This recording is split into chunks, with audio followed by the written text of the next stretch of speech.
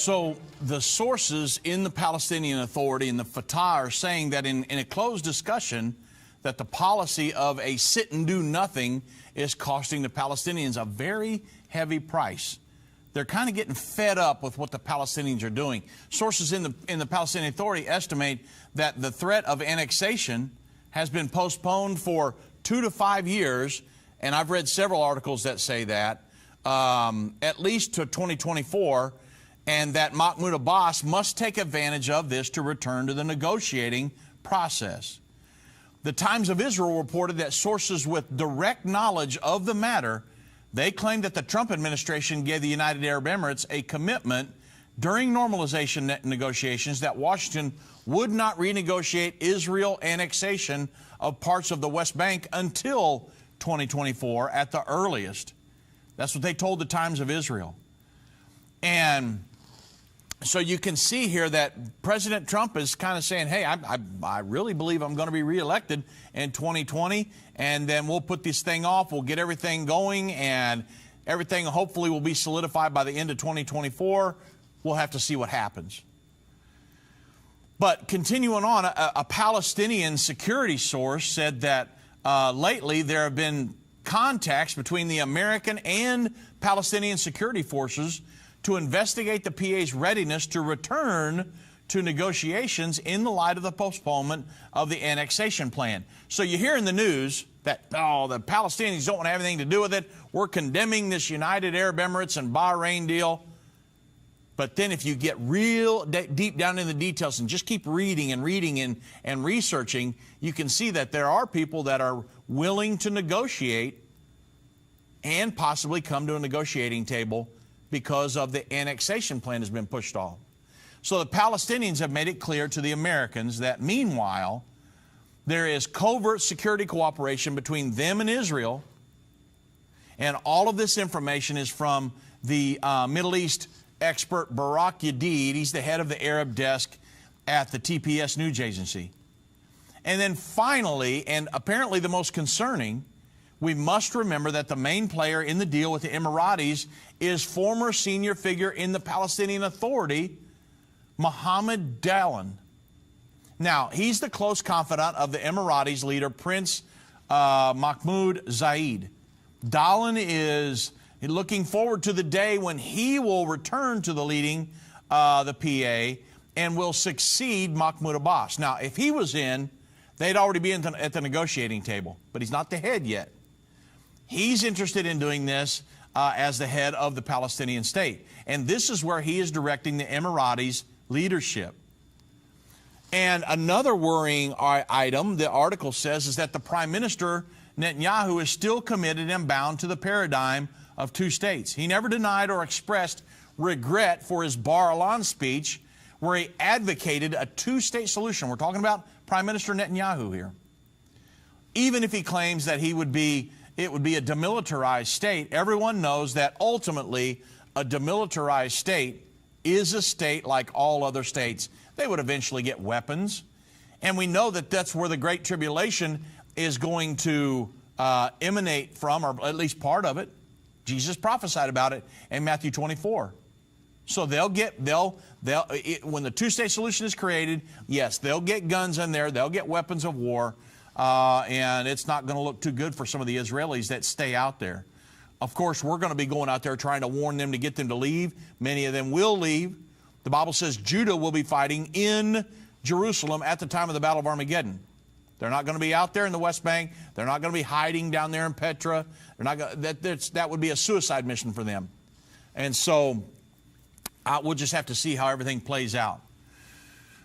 Continuing on, does Israel again gain anything from this political process? Is there really a win-win situation? Will Israel really have peace in exchange for peace? It's what a lot of people are asking these questions. After all, the purpose of the deal of the century is the solution to, here it is, not the United Arab Emirates problem or the Bahrain problem. The purpose of the deal of the century is the solution to the Palestinian and the Israeli problem. And actually, Israel doesn't have a problem. It's the Palestinian problem. And it means the establishment of a state for them. You know, in a speech that he gave on the 28th of January 2020 at the White House, President Trump made it clear that forging peace between the Israelis and Palestinians may be the most difficult challenge of all. All prior administrations from President Lyndon Johnson have tried and bitterly failed. And it seems that the peace process now being formulated for economic and commercial development has one result: the surrender of large parts of land of Israel and the establishment of a Palestinian state. This is exactly what the Bible prophesies is going to happen. Again, what's the question we're answering here? The prophesied peace agreement that starts the final 7 years has to be between the Israelis and the Palestinians. They are the only ones that are vying for a two-state solution in Israel. Pinhas Inbari, he's a veteran journalist and commentator of Arab affairs. He's a senior consultant and researcher for the Jerusalem Center for Public Affairs. He writes a book on the Palestinians. And he writes clearly on the topic in his essay from September 9, 2020, in Zaman Yisrael. He states, after we have sobered up from the fake annexation, the time has come to sober up from the fake peace for peace. There is a problem with the Americans. Now, he's saying this, not me. And they mean what they say. To understand the Trump plan, you just have to listen to the program manager, Jared Kushner. They intend that a Palestinian state will arise in parts of the West Bank. And that's true. You look at President Trump's peace plan, that's what's in there. The Palestinian state will bring Arab states into an agreement with Israel, that the original Saudi plan, but in reserve order. Not a state first and normalization later, but first normalization, which we can see playing out right now. Those two agreements tomorrow, the United Arab Emirates and Bahrain, that's the normalization, and then the Palestinian state. I mean, this guy's called it. So they're saying we're raising the alarm about the existential danger concealed in the political processes that are leading to the establishment of a Palestinian state in the heart of Israel. Why?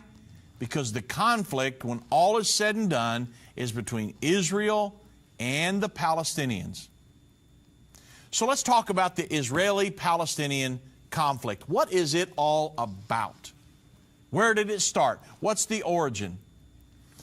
Well, since the time of King David, close to 3,000 years ago, Jerusalem continued to be Israel's capital until the Romans destroyed the Second Temple in 70 A.D. And after an almost 2,000-year exile, God began to draw the Jewish nation back to the Promised Land. It's a fulfilled prophecy of Ezekiel chapter 37, Ezekiel's boneyard. And he prophesied to the bones. They all came back together. The Bible says in Ezekiel 37, this is the nation of Israel. So what happened? Let me give you a little timeline here to show you about this peace agreement that's coming and why it's just between the Israelis and the Palestinians. A lot of people don't know the history. So they would think, well, it could be between Israel and any one of the other. No. It's got to be between Israel and the Palestinians. Why are the Palestinians vying for that land? Okay, here's some history. Theodore Herzl, he's the father of the modern Jewish state. There was a yearning to return to Israel and it began to intensify in the Jewish hearts during the latter part of the 19th century. Theodore Herzl was a Hungarian Jew who grew up attempting to fit into European culture. Herzl grew to believe that anti-Semitism could not be defeated or cured, only avoided. And the only way to avoid it was to establish a Jewish state. In June of 1895, he wrote in his diary, "In Paris, I recognize the emptiness and futility of trying to combat anti-Semitism." And around that time, Herzl started writing pamphlets about a Jewish state. And Herzl claimed that these pamphlets resulted in the establishment of the Zionist movement. And they did play a large role in the movement's rise and success. Herzl spent the rest of his life visiting presidents, prime ministers, urging the establishment of a Jewish state. And Herzl predicted within 50 years of his death, a Jewish state would be born. Well, he died in 1904, and the state of Israel was born in 1948. So today he is revered as the father of the state of Israel. So then we move to World War I. The Ottoman Empire captured Jerusalem in 1516 A.D. The Ottoman control of the Middle East continued until World War I. With the defeat of Turkey's Ottoman Empire in 1917, control of the Middle East shifted to Great Britain and France. Then you have the Balfour Declaration. You remember Mahmoud Abbas a few years ago, I think it was in 2017, he tried to sue Great Britain over the Balfour Declaration. Just crazy, but this is how much they're involved in this. I mean, it's like, once you understand this history, you can see why one of the reasons we say it's got to be between the Israelis and the Palestinians. Beyond the Bible, when you tie history into it, there's nobody else. So the Balfour Declaration, that was when the Holy Land came under the control of the British, and eventual Jews petitioned the British government to facilitate the establishment of a homeland for the Jews. On November 2, 1917, British Foreign Minister Arthur Balfour wrote to the Lord Walter Rothschild, and he made this quote. He said, "His Majesty's government views with favor the establishment in Palestine of a national home for the Jewish people and will use their best endeavors to facilitate the achievement of this objective." This historic statement from the British government became known as the Balfour Declaration. Very important in the history of Israel. Then you have the British Mandate. At the 1920 San Remo Conference, the victor nations of World War I assigned the mandate for Palestine. Now, in Palestine, there were Arabs, Jews, all kinds of people living there. Not just, there weren't Palestinians, they were Arabs, all kinds of people. There were Jews living there as well. But this was the mandate for Palestine, and they gave it to the United Kingdom under Article 22 of the Covenant of the League of Nations. The Allies also decided to make the UK responsible for putting into effect its own Balfour Declaration of 1917. So this action of the League of Nations enshrined the Balfour Declaration into international law. Keep that in mind. So, of course, then we have Hitler's horrific Holocaust. In 1939, the world's worst war broke out at that point. Over the next 6 years, 52 million human beings met violent deaths. Among these were 6 million Jews that Adolf Hitler shipped off to concentration camps. And just when Jewish people thought that their lives could get no worse, it did.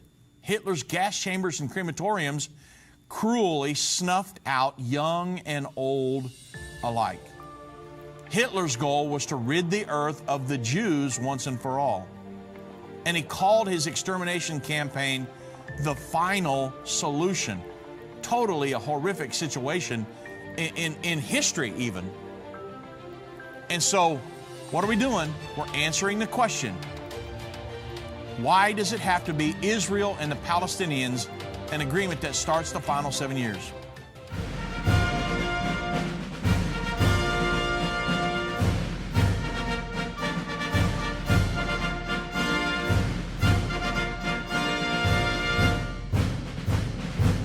When the magnitude of Hitler's horrible Holocaust was revealed to the world, the collective guilt of the world's nations, moving on, compelled them to finally grant the Jewish people a place to call home.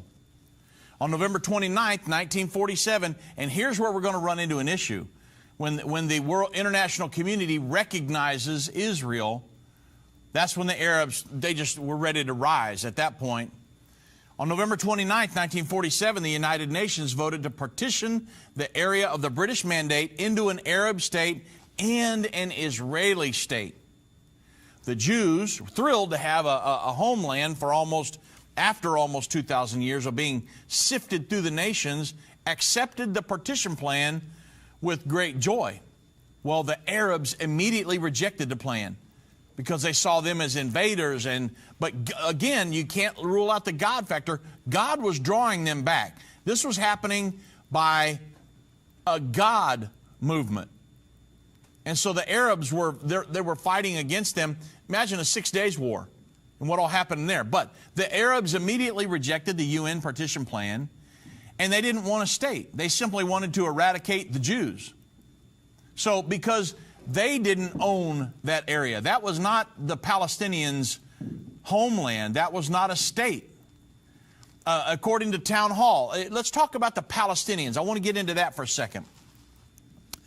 The Palestinian Arabs that fought the Jews, they've been fighting them since the 1800s. And this is very key. Palestinians are not a distinct ethnic group, but they are instead a collection of really impoverished Arabs who lived in the Palestinian region under the Ottoman Empire. They just lived there. Most were not landowners. Some were, but most were not. They were instead laborers who rented land from wealthy Turks that owned the land in the Palestinian region. The Palestinian identity was born when the Jewish state of Israel was internationally recognized. So when the United Nations said, hey, we're going to offer a partition plan, we're going to give Israel this little sliver. I mean, it was nothing. And the Palestinians the Arabs were going to get the rest that lived there. They said, no, absolutely not. They rejected it. Israel accepted it. And you understand Israel's very, very small. 45, 50 miles wide, about 250 miles high. And the Arabs want the majority of that. They really don't want Jews to be there at all. But even this very small sliver of a partition plan, they said no. They rejected it. Israel is so small, you could put, I think, 33 Israels in the state of Texas. That's how small that nation is. So the majority of those identifying as Palestinians today are, in fact, Jordanian. And from the beginning of the Zionist migration, Palestinian Arabs hated the Jews. And this stemmed from centuries of living under an Islamic empire which categorized Jews as a diminutive class of people to the Muslim ruling class. Palestinians aligned with the Nazis during World War II and planned to exterminate their Jewish neighbors. Did you know that about the Palestinians? Palestinian Arabs have fought Jews on land and religion since the 1800s, and their descendants continue to do so today. Now, knowing this history, you can look and say, okay, the geopolitical situation going on in the Middle East and what's got to happen to finally have peace, they will have to have an agreement between Israeli and the Palestinians. What's going to happen tomorrow could lead to that, but that will not be the agreement that starts the final 7 years. You understand why I'm saying this? What's going on? A lot of people are questioning right now. They're signing peace agreements. This could be the one. Can't be the one. Because look at the history that I just gave you. It's the Arabs that were living there. They're Palestinians today, and they're the ones that are vying for the land. The United Arab Emirates signing a deal tomorrow. They're not vying for the land of Israel. They're normalizing relations. They're going to have trade deals. They're going to have travel, tourist, technology. They're going to share that. That's what this normalization means. And some defensive options for Israel to help out maybe against Iran with the United Arab Emirates or Bahrain. But it's not, they're not vying for the land of Israel. The Palestinians are. I just went through a lot of the history. I mean, the Jewish Virtual Library. If you think about it, the Palestinian Liberation Organization, the PLO, the original Palestine National Charter, back in 1964. I want to go through just a few of their articles to let you know what that PLO is all about. Article 1 of that, Palestine is an Arab homeland. But didn't David purchase the threshing floor of Araunah, which is now the Temple Mount, way back 3,000 years ago, and make that the capital of Israel forever? God said, I will put my name there. That's where his son Solomon built the second temple, or the first temple, I'm sorry. But yet, the article number 1 of the PLO, their original 1964 charter, Palestine is an Arab homeland, bound by strong national ties to the rest of the Arab countries, and which together form the large Arab homeland. They do not want the Jews there. They're all about kicking the Jews out, driving them off into the ocean. Article 6 of that original charter was the Palestinians are those Arab citizens. Now, this is in their own charter. The Palestinians are those Arab citizens who were living normally in Palestine up to 1947, where they remained or were expelled. Many of them are still there. Every child who was born to a Palestinian parent after this date, whether in Palestine or outside, is a Palestinian. Article 17, the partitioning of Palestine in 1947 by the United Nations and the establishment of Israel are illegal in the eyes of the PLO and false, regardless of the loss of time, because they were contrary to the wish of the Palestine people and its natural right to its homeland. But it was not their original homeland. They were living there. That was it. It was not a state. It never has been a state. And their charter goes on to say, and in violation of the basic principles of embodied in the Charter of the United Nations, foremost among is the right to self-determination. Article 18, remember the Balfour Declaration I talked about. They say the Balfour Declaration, the mandate system, and all that has been based upon them are considered fraud. The claim of historic and spiritual ties between Jews and Palestine are not in agreement with the facts of history or with the true basis of sound statehood. Well, somebody doesn't know their history, because in history, that was Israel's homeland. And in the Bible, which supersedes anything, is their homeland given to them by God. And so they're fighting a lost cause here. They go on to say Judaism, because it is a divine religion, is not a nationality with independent existence. And furthermore, the Jews are not one people with an independent personality, because they are citizens of the countries to which they belong. But you got to understand the Bible. God drew them back. History shows that Israel is the homeland of the Jews, not the Arabs. God promised that land to Abraham, remember, all the way back in Genesis 15:18, through his descendants forever. And he actually told them, he said, when you go into that land, you drive out the inhabitants of the land. I want only Jews to live here. So now you can see that this final peace agreement, it's going to be between the Israelis and the Palestinians, even though there may be many Arab nations that come on board with this quote-unquote Abraham Accord. The peace agreement that starts the final 7 years has to be between Israeli and the Palestinians. Article 19 of the original PLO charter said that Zionism is a colonialist movement in its inception, aggressive and expansionist in its goals, racist and segregationist and in its configurations, and fascist in its means and aims. Israel, in its capacity as the spearhead of this destructive movement and the pillar for colonialism, is a permanent source of tension and turmoil in the Middle East in particular, and to the international community in general. Because of this, the people of Palestine are worthy of the support and sustenance of the community of nations. So, not too fond of the Jews, are they? Article 20 of the PLO Charter, the original, 1964. The causes of peace and security and the needs of right and justice demand from all nations, in order to safeguard true relations among people and to maintain the loyalty of the citizens to their homeland, to consider Zionism an illegal movement and to outlaw its presence and activities. The organization, the PLO organization, is in charge with the movement of the Palestinian people in its struggle to liberate its homeland, drive the Jews out, in all liberational, organizational, political, and financial matters, and in all other needs of the Palestinian question in the Arab and international spheres. Now, that's what's going through the mind of Mahmoud Abbas and the leadership of the Palestinians today. Now, I only give you, what, probably 6 or 8 of the original charter. There's many of them. So you can see that understanding history helps you to understand the situation on the ground right now.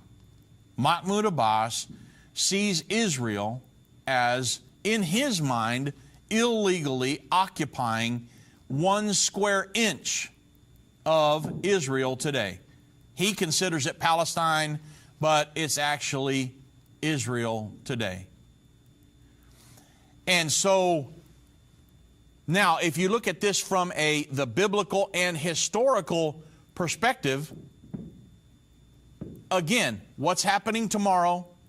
United Arab Emirates deal, the Bahrain that's coming on, and the people of Serbia and Malawi and some of these other nations, Kosovo, that are going to move their embassies to Jerusalem. A lot of different things are happening. And you might think, well, this is it. A lot of wheels are in motion. A lot of things are taking place. This could be the one. I've actually heard people saying that. That's really why I wanted to do this program. If you look at the biblical prophecies and if you look at the historical, they could sign deals with all the other Arab nations today. And that's still not going to be the peace agreement that starts the final 7 years.